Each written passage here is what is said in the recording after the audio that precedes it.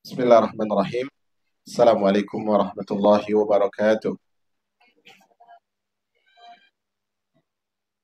Alhamdulillah rabbil alamin. Sallallahu wasallam ala abdihi wa rasulihi Muhammadin wa ala alihi wa ashabihi ajma'in. Qala Allah Ta'ala ya ayyuhalladzina amanu taqullaha haqqa tuqatih wa la tamutunna illa wa antum muslimun. Fa inna asdaqal hadisi kitabullah wa khairal hadi hadi Muhammadin sallallahu alaihi wasallam. وشر الأمور محدثاتها فإن كل محدثة بدعة وكل بدعة ضلالة وكل ضلالة في النار أما بعد. اللهم إنا نسألك علما نافعا ورزقا طيبا وعملا متقبلا. اللهم انفعنا بما علمتنا وعلمنا ما ينفعنا وزدنا علما أما بعد. Kaum muslimat jamaah yang dirahmati oleh Allah Subhanahu wa taala, di kesempatan pertemuan kali ini kita akan lanjutkan apa yang telah kita bacakan di pertemuan sebelumnya, yang mana di pertemuan sebelumnya, insya Allah hari ini nanti kita mulai pada halaman 283. Di pertemuan sebelumnya, kita sudah memulai pembahasan ini dengan sebuah tema, yaitu kondisi orang yang diminta dan orang yang meminta. Kondisi orang yang diminta dan orang yang meminta. Kita sebutkan kemarin bahwa kondisi ini, kata penulis, ada 4. Satunya sudah kita sebutkan di pertemuan sebelumnya, yaitu kondisi pertama, orang yang meminta memang berhak diberi, sedangkan orang yang diminta mampu untuk memberi. Jadi orang yang meminta itu memang orang yang sangat butuh. Dan orang yang didatangi untuk diminta, yaitu pihak yang akan memberi atau tidak memberi, dia mampu untuk memberi. Maka kita sebutkan kemarin di sini ada 2 pendapat ulama. Pertama adalah kelompok yang mengatakan bahwa memberi langsung lebih baik. Kelompok yang kedua mengatakan tunda dulu, tetapi jawab dengan janji, baru kemudian besok memberi. Ini ada 2 pandangan ulama. Wallahu a'lam bishawab. Tentunya yang lebih bagus adalah langsung memberi. Nah, itu kondisi yang pertama. Orang yang meminta pantas untuk diberi, orang yang diminta mampu memberi. Kemudian hari ini di halaman 283, di paragraf setelah bait syair yang paling atas, penulis menyebutkan kondisi kedua, yaitu kondisi orang yang meminta dan orang yang diminta. Kondisi kedua adalah orang yang meminta tidak berhak menerima dan orang yang diminta tidak mampu memberikan. Jadi orang yang datang untuk minta ini, dia tidak pantas untuk dikasih, untuk diberikan. Dan orang yang didatangi, yaitu orang yang diminta, juga tidak mampu untuk memberikan. Maka kata penulis, penolakan mengandung kelapangan. Keengganan bisa dimaklumi. Jadi kalau ternyata orang ini tidak memberi karena 2 uzur. Uzur pertama apa? Dia tidak mampu. Uzur yang kedua, orang yang meminta tidak berhak untuk diberi. Maka kalau dia menolak, maka dia diberikan kelapangan di dalam agama ini. Dan kalau dia menolak, dia juga akan dimaklumi oleh manusia. Kenapa? Karena memang 2 faktor ini ada secara langsung, yaitu tidak mampunya dia sebagai yang diminta dan tidak berhaknya menerima pihak yang meminta. Hanya saja, kata penulis, hendaknya penolakan itu dilakukan dengan lembut. Walaupun yang datang ini tidak pantas untuk diberikan santunan, untuk diberikan pemberian, dan dia pun tidak punya apa-apa yang bisa dia berikan, maka otomatis yang dia lakukan adalah menolak, mau tidak mau. Tetapi penolakan ini tidaklah boleh dengan cara yang kasar, tidaklah boleh dengan cara menghardik, apalagi kemudian menggibahi di belakang. Dia harus dilakukan penolakan ini dengan santun, dengan kasih sayang, dengan lemah lembut. Supaya apa? Sehingga bisa dimaklumi dan menghindari celaan. Karena apa, jemaah? Orang yang meminta ini, mereka itu tidak peduli terkadang bahwa orang yang didatangkan ini mampu atau tidak mampu. Yang penting bagi dia, dia akan memuji siapa yang memberi, dia akan mencela siapa yang tidak memberi. Maka kalau ternyata kita tidak mampu memberi, dan kita juga lihat orang yang datang itu tidak mampu, tidak layak untuk diberi, maka kita berusaha semaksimal mungkin penolakan itu dilakukan dengan cara yang lembut, yang mana hal itu supaya masyarakat atau dia minimalnya memaklumi dan agar dia tidak mencela. Kenapa? Kata penulis, karena tidak semua orang miskin mau memahami. Ada orang yang datang, orang yang butuh, orang yang meminta, dan dia benar-benar susah. Kalaupun dia benar-benar susah, kadang dia tidak punya rasa untuk memaklumi. Dia hanya ingin apa? Dimaklumi. Dia hanya ingin dimengerti. Tapi dia tidak mau mengerti pihak yang sedang dia hadapi. Tidak semua orang yang bisa, tidak semua orang bisa dimaklumi. Jadi terkadang kita pun harus berpikir bahwa orang yang kita ingin dia memaklumi kita, dia juga berpikir kadang kita itu tidak pantas dimaklumi. Orang ini terlihatnya mampu, orang ini terlihatnya punya. Maka hal ini bisa dihindari dengan penolakan yang lembut. Bersikap, tidak semua orang yang bisa dimaklumi, bersikap insaf. Jadi tidak semua orang itu bisa berlaku dengan adil. Insaf di sini adalah adil. Seorang penyair terkenal, yaitu Abu Atahiyah, dia membuat sebuah atau beberapa bait syair untuk menjelaskan tentang sifat manusia. Inilah realita manusia yang harus kita ketahui. Kata beliau, Ya Rabbah, innan nasa la yansifuni, wa in ana lam ansifuhum zalamuni. Wahai Tuhanku, wahai Rabbku, manusia tidak bersikap insaf, tidak bersikap adil kepadaku. Kenapa jika aku bersikap insaf kepada mereka, mereka menganiayaku? Mereka tidak buat adil. Tapi kalau saya adil, justru saya yang dizalimi. Wa in kana li syai'un tasaddau li akhzihi wa in ji'tu abghi sayahum mana'uni. Jika aku mempunyai sesuatu, mereka menghalangi dan mengambilnya kalau aku punya. Mereka halangi aku dari hakku dan mereka ambil hak aku itu. Dan jika aku datang kepada mereka meminta sesuatu yang mereka miliki, mereka mencegahku. Paham di sini ya? Kalau saya punya, mereka mengambil. Kalau mereka punya, saya perlu berhajat, mereka tidak memberi. Wa inna lahum bazli fala syukra indahum. Wa in ana lam abzul lahum syatamuni. Allahu Akbar. Jika aku memberi mereka sesuatu, mereka tidak bersyukur. Jika aku tidak memberi mereka, mereka mencelaku. Ini sifat manusia kebanyakan. Kemudian, wa in taraqatni nakbatun fakihu biha, wa in sahibatni na'matun hasaduni. Jika aku ditimpa musibah, mereka tertawa, mereka bersukaria. Dan jika aku ditimpa kenikmatan, atau jika kenikmatan menemaniku, maka mereka hasad iri kepada diriku. Kemudian, kata beliau, Sa'amna'u qalbi an yahinna ilaihim, wa ahjubu anhum nadhiri wa jufuni. Jika demikian, beliau sebutkan tadi sifat-sifat manusia, maka apa kata beliau? Aku akan mencegah hatiku untuk rindu kepada mereka, untuk condong kepada mereka. Aku akan memejamkan pandangan dan kelopak mataku ke arah mereka, jadi supaya tidak melihat mereka. Kemudian beliau katakan, wa aqta'u ayyami biyaumi suhulatin uqaddi biha umri wa yawma hazuni. Kata beliau, aku akan melalui hari-hariku dengan mudah. Dengan apa? Dengan cuek, dengan sikap manusia tadi. Menyelesaikan umurku dan hari kesedihanku. Terakhir beliau katakan, ala inna asfal ashi ma taba ghibbuhu wa ma niltuhu fi lazzatin wa sukuni.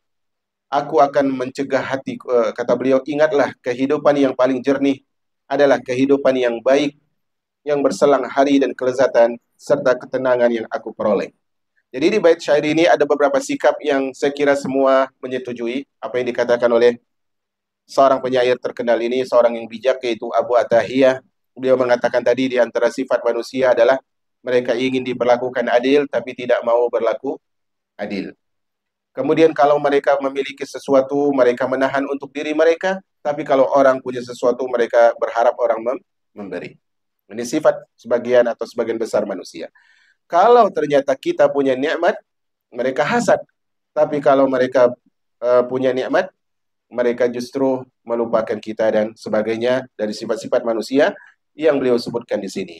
Jadi kondisi kedua ini, orang yang tidak mampu memberi, dan dia dapatkan bahwa orang yang meminta pun tidak berhak untuk diberi, maka keadaannya adalah otomatis dia tidak bisa menghadirkan apapun. Maka yang harus dia ingat, penolakan haruslah dengan cara yang dengan lembut, cara yang bijak, semampu yang dia bisa. Itu kondisi kedua. Kondisi ketiga dari kondisi orang yang meminta dan orang yang diminta. Kata beliau, orang yang meminta berhak diberi. Kondisi ketiga, orang yang meminta berhak diberi dan orang yang diminta tidak mampu memberi. Jadi di sini minusnya di sisi siapa? Orang yang diminta.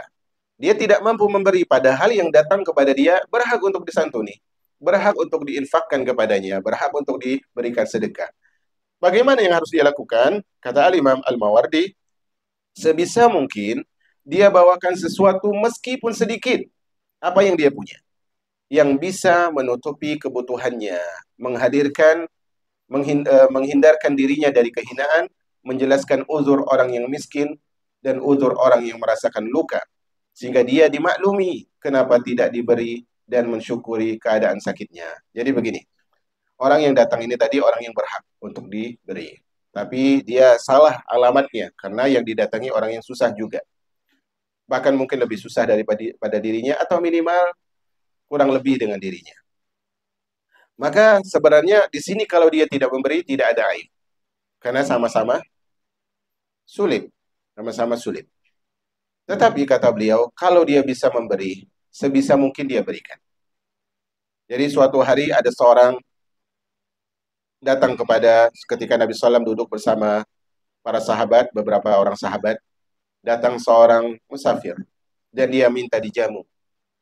Maka Rasulullah utus salah seorang sahabat untuk datang kepada salah satu rumah istrinya. Rumah istri beliau Shallallahu Alaihi Wasallam.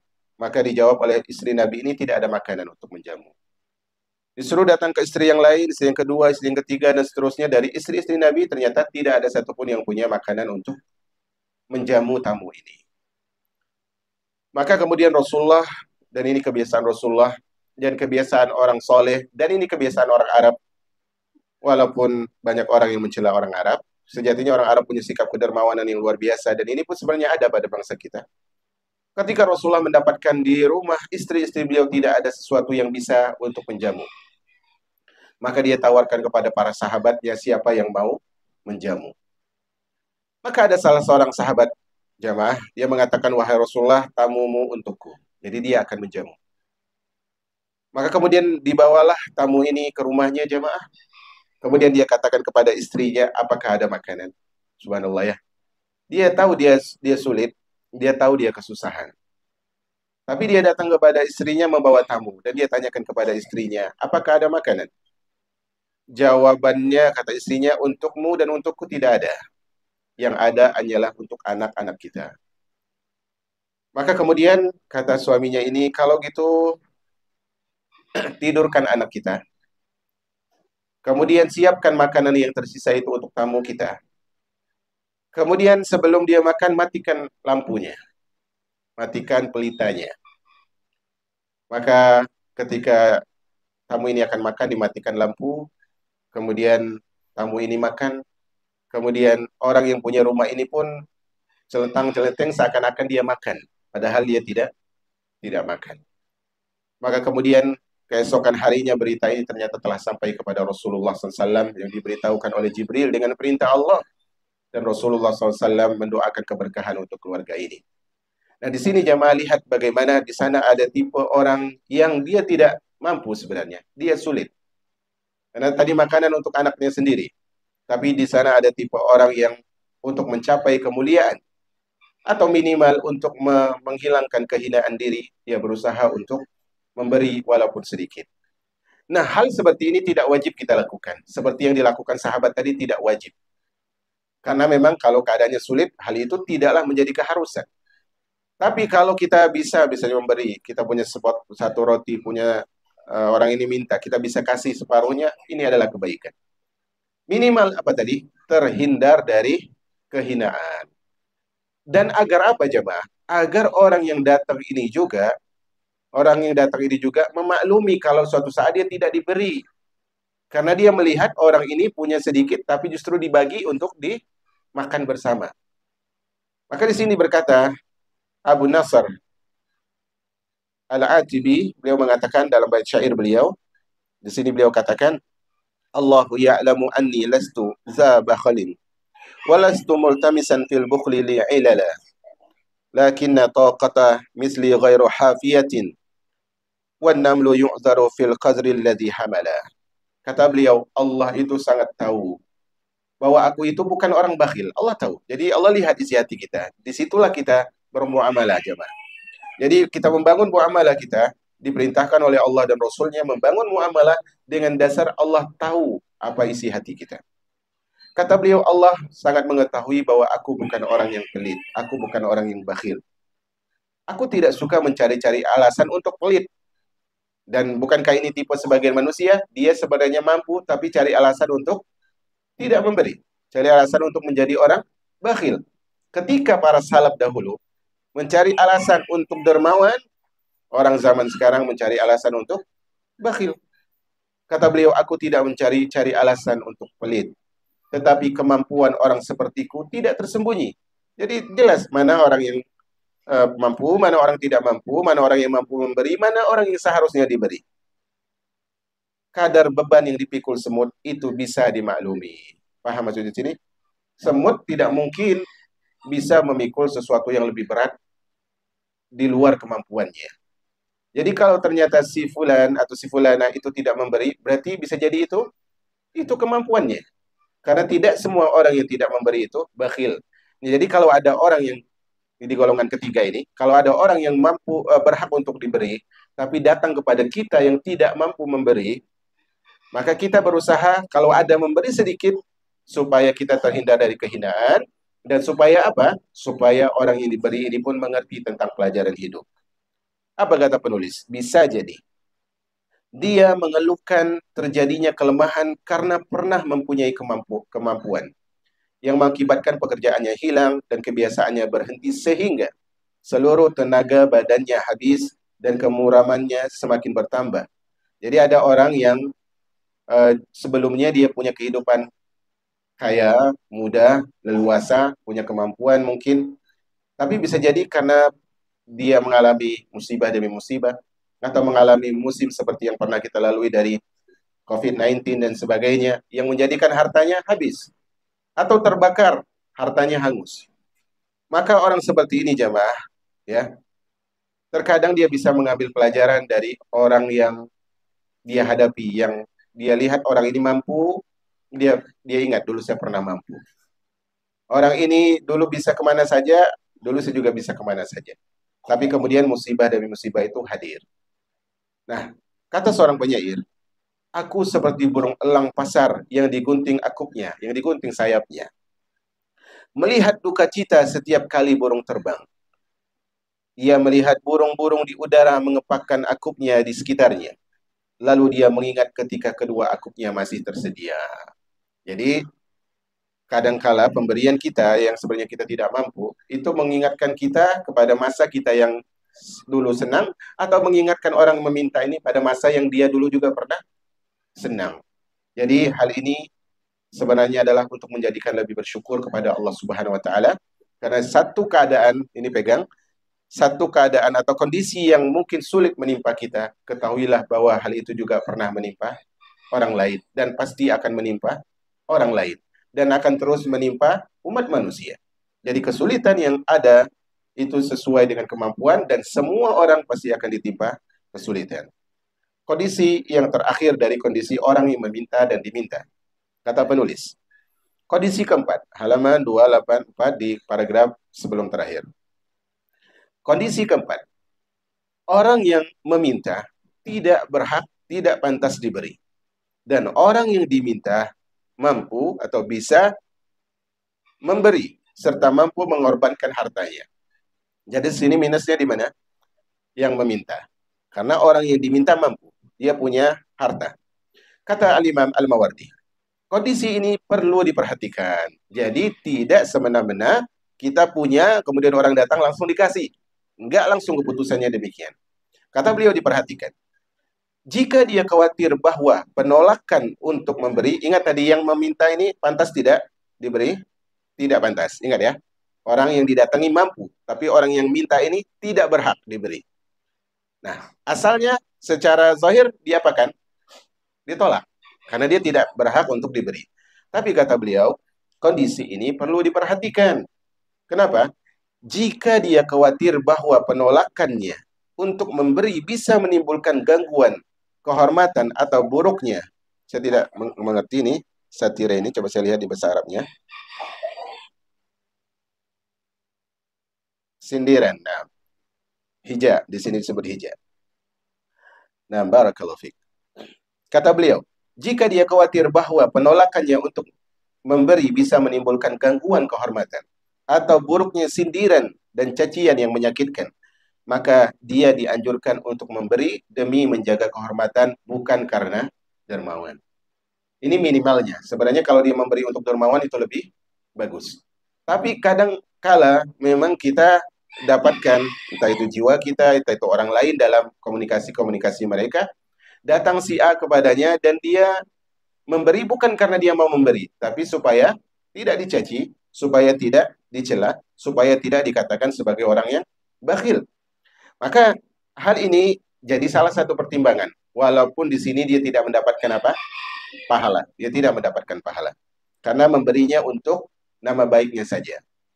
Di sini kemudian Al-Imam Al-Mawardi membawakan sebuah riwayat tapi hadisnya dhaif. Dan jelas dari maknanya itu dhaif. Kalau kita pun tidak cek hadisnya, tapi jelas maknanya dhaif. Apa itu? Apapun yang digunakan untuk melindungi kehormatan, maka itu sedekah. Ini jelas hadisnya dhaif. Karena tidak ada kaitannya dengan melindungi kehormatan dengan sedekah. Karena sedekah ini adalah berharap apa? Pahala dan ridho Allah Subhanahu wa taala. Kemudian kata penulis, jika dia merasa aman dan dia merasa selamat dari semua itu, artinya orang ini tidak mengganggunya, tidak mencela kehormatannya, tidak mencacinya, maka di antara para ahli yaitu ulama ada yang memprioritaskan permintaan dan memerintahkan untuk memberi. Jadi kalaupun ternyata oke lah orang ini kalaupun dia tidak dikasih, tidak diberi, dia nggak akan ngomong buruk, dia tidak akan mencaci, dan dia tidak akan menjadi orang yang mencela. Tetap kata kelompok pertama ini lebih baik memberi. Lebih baik memberi. Karena di balik pemberian ini ada harapan. Apa harapannya? Kata beliau, agar harapan tidak dihadapi dengan kekecewaan dan penantian tidak dibalas dengan keputusasaan. Karena orang yang tidak berhak diberi ini tetap dia punya apa? Punya harapan. Harapannya apa? Agar diberi. Kalau tidak diberi, orang yang berharap diberi pasti kecewa. Nah, menurut pendapat ini, menghadirkan kekecewaan di hati orang yang berharap itu tidak baik. Maka sepantasnya lah dia untuk diberi agar dia tidak merasakan keputusasaan. Kemudian kata beliau, begitu juga tindakan yang biasa menolak untuk memberi bisa menganggap mudah untuk enggan memberi. Jadi gini, menurut paragraf yang terakhir yang kita bacakan, saya ulangi, tindakan yang biasa menolak untuk memberi bisa menganggap mudah untuk enggan memberi. Jadi kenapa kita harus beri, kata kelompok pertama ini ya, walaupun orang yang datang ini adalah orang yang tidak layak untuk diberi, kenapa kita tetap harus memberi? Karena di antara alasan keduanya, tadi alasan pertama supaya tidak mengecewakan. Alasan kedua, agar sifat tidak mau memberi itu tidak jadi kebiasaan kita. Karena orang kalau sudah terbiasa dengan sesuatu itu jadi apa? Jadi wataknya. Kalau setiap orang datang pasti tolak. Setiap orang minta pasti ditolak. Karena dia sudah terbiasa menjadi orang yang enggan memberi. Jadi menurut mereka alasan kedua, kalau kita memberi itu supaya penolakan itu tidak menjadi kebiasaan. Yang bisa membawa kepada sikap yang kemudian menjadi sangat pelit. Awalnya, oh tidak mau kasihlah karena dia ini. Tidak mau kasihlah karena dia itu. Tidak mau kasihlah karena dia ini dan itu. Orang yang memang tidak pantas. Kemudian datang orang yang pantas tetap tidak mau memberi. Karena sebagaimana pepatah Arab mengatakan, man ta'awwada ala syai'in sara ahlahu. Siapa yang terbiasa dengan sesuatu, dia akan jadi pakarnya. Dia akan jadi pakarnya. Nah, kemudian beliau membawakan bait syair yang dilantunkan oleh Al-Asma'i yang dibawakan dari Al-Imam Al-Kisai rahimahumallahu azza wajal.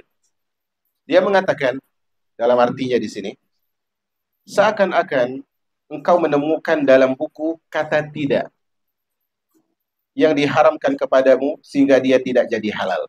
Jadi orang yang suka memberi ini, dalam kamusnya tidak ada kata tidak.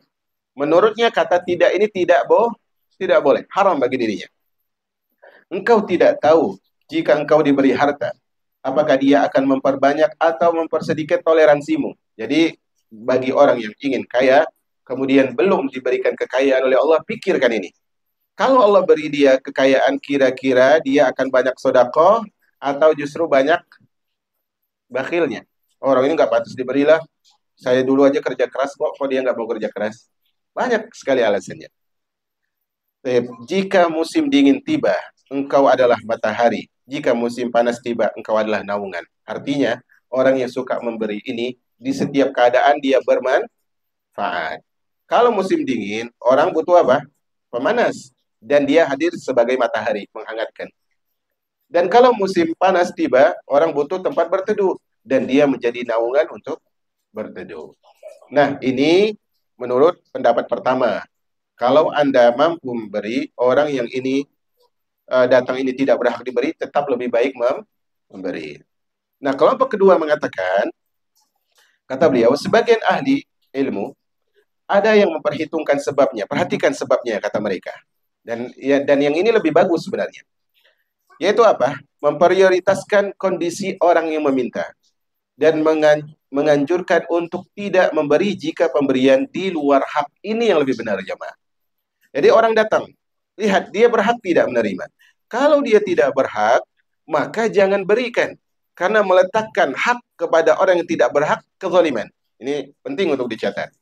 Meletakkan hak kepada orang yang tidak berhak adalah kezaliman. Ya, ini penting. Agar dia kuat memegang hak yang datang, tidak lemah membawa hak yang mengikat dan tidak lemah membawa hak yang memikat dan hak yang pasti. Jadi kenapa kita perlu cek? Karena bisa jadi dia tidak berhak menerima. Kalau dia tidak berhak menerima, kita tidak memberi, itu bantu siapa? Bantu dia juga. Karena bukan hak yang pantas dia bawa. Karena kalau kita mudahkan orang yang zalim membawa hak yang tidak pantas dia miliki, berarti kita membantu dia untuk lebih jatuh di dalam kezaliman. Seorang penyair mengatakan, kata beliau, janganlah engkau dermawan memberi di luar hak. Tidak memberi kepada orang yang tidak berhak bukanlah pelit. Kedermawanan adalah engkau dermawan kepada orang yang berhak menerima kedermawanan dan kerelaan hati. Jadi tidak ada kaitannya sebenarnya antara memberi tidak memberi dengan dermawan. Itu bukan menjadi ukuran baku. Dia ada ukuran kedua. Apa itu? Orang yang diberi ini berhak atau tidak. Ini penting sekali karena kita dapatkan bangsa kita pada umumnya banyak sekali, terutama di traffic ya, lalu lintas, kita dapatkan orang-orang seperti ini. Orang-orang seperti ini dan sebagian orang justru menggunakan atribut-atribut Islam seperti jilbabnya, seperti pecinya, jubahnya, dan digunakan untuk meminta. Jadi lihat, berhak atau tidak. Ini sama sekali tidak menuntun kita untuk mencari-cari aibnya, tidak. Jadi kalau kita lihat dia berhak, ya kasih. Kalau kita lihat dia tidak berhak, jangan kasih. Kalau kita lihat itu adalah kebiasaan dia sehari-hari minta, lebih baik tidak dikasih. Kemudian kata penulis, orang yang mengabulkan permintaan serta berjanji memberi dan mengaruniai, maka dia menjadi tergadai oleh janjinya dan penunaian janji selalu bersamanya. Jadi, yang dipertimbangkan adalah hak orang yang meminta setelah dijanjikan. Nah, ini ada perkara yang lain, yaitu kalau ternyata kita katakan nantilah, ingat nanti ini adalah hutang dan hutang harus ditunaikan. Ulama mengatakan al-wa'du dainun, janji adalah hutang. Dan kalau hutang berarti menjadi hak orang yang dijanjikan. Tidak ada jalan mengurungkan diri untuk menolak, sehingga selain mendapatkan kehinaan karena tidak memberi, dia niscaya memperoleh celaan karena pelit, amarah orang yang mampu, dan aib karena sering berbohong. Nah, ini hati-hati jadi dalam sebuah janji untuk memberi. Terlebih orang yang pelupa. Terlebih orang yang pelupa, sebisa mungkin untuk tidak menjanjikan. Walaupun dia tidak salah dengan lupanya, tetapi bukankah itu sudah meninggalkan duri di dalam daging orang yang dijanjikan? Sakit. Kemudian, tidak ada jalan menunda terhadap salah satu keengganan untuk memberi setelah dijanjikan. Nggak punya alasan apapun. Kalau sudah kita tadi tidak mau memberi, kemudian kita janjikan, kemudian ingat janji ini bukan sebagai alasan untuk tidak memberi. Karena bahkan ada orang mengatakan, insya Allah, pada insya Allah ini, insya Allah tidak memberi. Insya Allah besok ya. Nah, dalam hatinya, insya Allah besok ya, saya tak beri. Dalam hatinya saya tak beri. Saya nggak kasih dan sebagainya. Jadi hal ini penting untuk diperhatikan. Keputusasaan adalah salah satu dari dua kesuksesan. Keputusasaan adalah satu dari dua kesuksesan.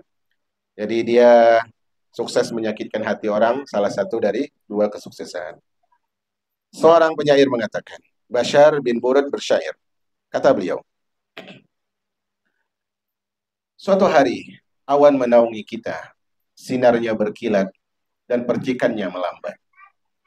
Mendungnya tidak membuat terang, sehingga orang yang tamak pun putus asa. Hujannya tidak turun, sehingga orang yang dahaga tidak segar. Nah, jadi dalam bait syair ini, beliau ingin menjelaskan adalah, dalam masalah janji ini, janganlah kita seperti hujan yang tidak turun. Apa sebabnya? Apa akibatnya kalau hujan tidak turun? Orang yang dahaga tetap dahaga. Jangan seperti mendung yang tidak membuat terang. Sehingga apa? Orang berharap jemuran kering, tak kering, kering. Kecewa. Nah, ini ibarat menunggu janji.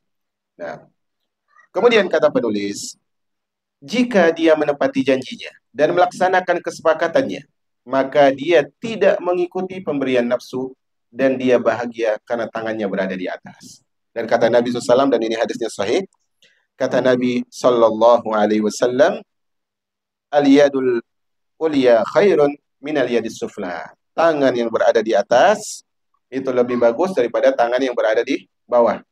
Ini maksudnya yang memberi lebih bagus daripada yang meminta. Bukan berarti kalau gitu, kalau saya minta dari atas saja, Ustaz, comot. Kan tangan di atas. Bukan. Yang memberi lebih bagus daripada yang meminta atau yang diberi. Jadi ini adalah kemuliaan. Jika dia menepati janjinya, melaksanakan kesepakatannya dengan pihak tersebut, maka otomatis apa?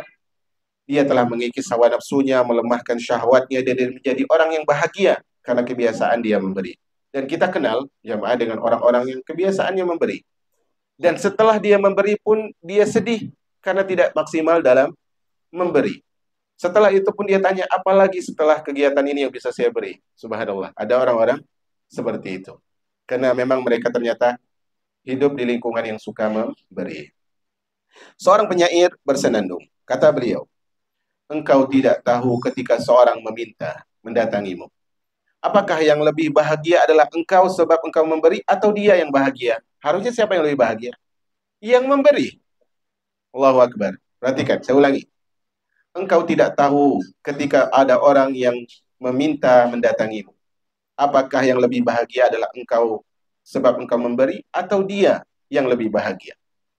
Jika hari ini engkau tidak memberi terhadap orang yang meminta dan mempunyai kebutuhan, semoga dia mempunyai hari esok. Paham di sini ya? Kadang apa? Kadang kita menyesal tidak memberi hari ini karena ternyata orang yang kemarin minta itu qadarullah diwafatkan oleh Allah. Statusnya mati kelaparan misalnya. Sedih atau tidak? Sedih. Jadi kata beliau, kalau tidak mampu memberi hari ini, semoga orang yang datang ini besok masih punya hari. Jika rezeki sudah ditakdirkan, jadi di sini jamaah, karena orang yang tidak mau memberi itu, padahal dia mampu ya. Orang yang mampu memberi tapi tidak mau memberi itu karena dia takut rezekinya berkurang. Apa kata beliau? Jika rezeki sudah ditakdirkan, hendaklah engkau bahagia karena rezeki itu sudah berada di tangan dan sampai ke arahmu. Jadi kalau sudah sampai, itu rezekimu. Kalau masih bersamamu, berarti rezekimu. Kalau nanti disedekahkan, berarti itu memang bukan rezekimu. Rezekimu berupa apa? Pahalanya. Paham di sini ya? Karena sudah keluar barangnya. Rezekimu tidak akan berpindah ke tangan lain. Karena engkau tidak diberi dan tidak akan berubah menjadi milik orang lain. sebab putus asa. Jadi kapan-kapanpun rezeki itu tidak akan pernah salah alamat. Tidak seperti Ayu, Ting Ting. Nggak salah alamat. Dia tetap akan sampai. Walaupun di rumah kita tidak ada nomornya. Walaupun kita setiap detik, setiap menit mengganti cat rumah, dia tidak akan salah alamat. Dia tidak akan salah alamat. Kemudian dikisahkan ini bagus kisahnya. Ada seorang mengadu kepada orang yang zuhud. Ada seorang mengadu kepada orang yang zuhud terhadap dunia tentang apa? Tentang jumlah anggota keluarganya yang banyak. Otomatis keluarganya banyak, butuh banyak rezeki. Kan begitu. Nah, orang zuhud ini menjawab apa? Perhatikanlah, kata beliau.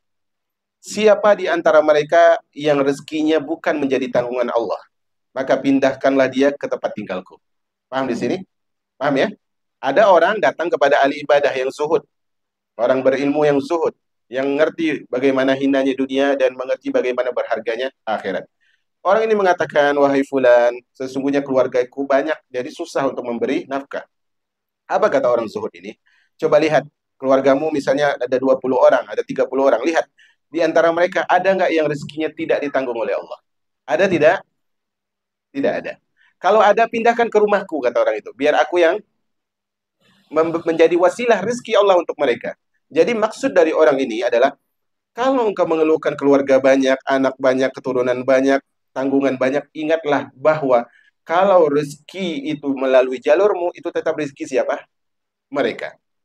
Kalaupun tidak melalui jalurmu, tetap rezeki mereka tetap ada. Bisa di sini ya. Jadi saya lupa di sosmed apa, di Instagram atau di YouTube gitu. eh di situ ada seorang istri bercerita.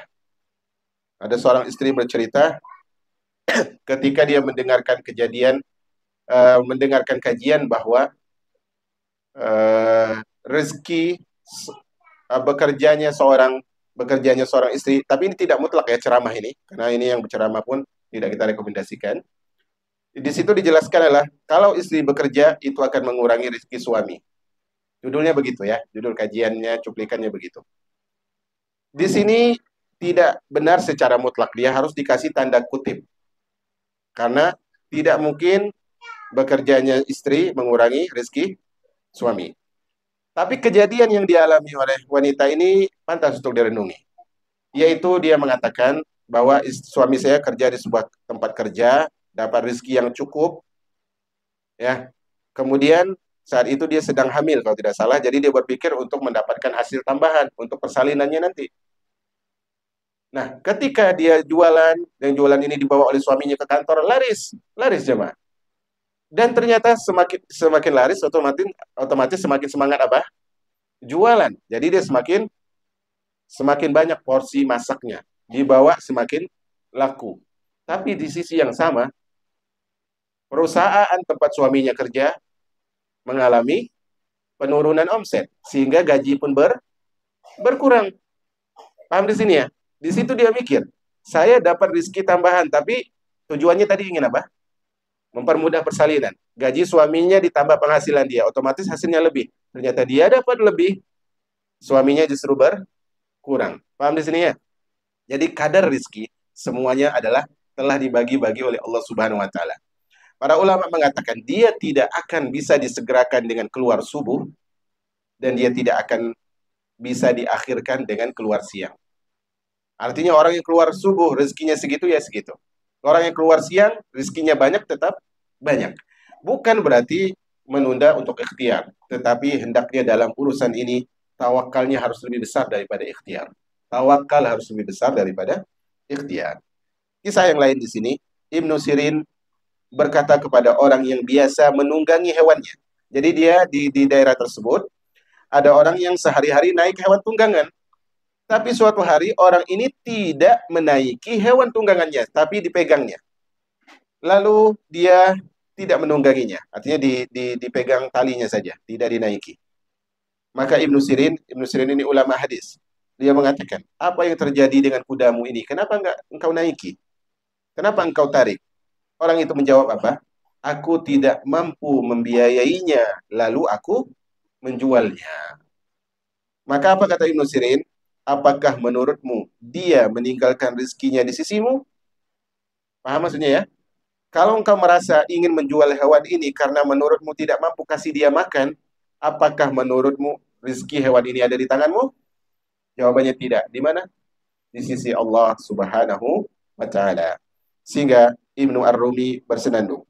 Kata beliau, "Innallaha ghairu mar'aka mar'a, narta'ihi wa ghairu ma'ika ma'a. Inna lillahi bil bariyati lutfan sabaqal ummahati wal aba'a." Pegang ini. Kata beliau, selain padang rumputmu, Allah memiliki padang rumput, tempat kami merumput. Selain airmu, Allah memiliki air. Allah memiliki sifat sayang kepada makhluknya yang melebihi kasih sayang para ibu dan para ayah. Perhatikan bait yang pertama. Selain padang rumputmu, Allah memiliki padang rumput, tempat kami merumput. Artinya misalnya, ada A mengembala kambing di rumput. Ternyata rumput ini punya orang dimarahin. Kira-kira kambing ini akan kelaparan tidak? Tidak. Ada rumput lain yang itu milik Allah Subhanahu wa taala. Dan Allah lebih sayang kepada hamba-hambanya melebihi kasih sayang orang tua kepada anaknya. Nah, ini jemaah yang dirahmati oleh Allah Subhanahu wa taala, kita putus ini sebenarnya nanggung, tapi kalau tidak akan sangat panjang. Insya Allah nanti kita akan singgung sedikit sisanya, kemudian kita lanjutkan di poin selanjutnya kalau waktu cukupi di pertemuan berikutnya. Hada wa sallallahu ala nabiyina Muhammad walhamdulillah rabbil alamin.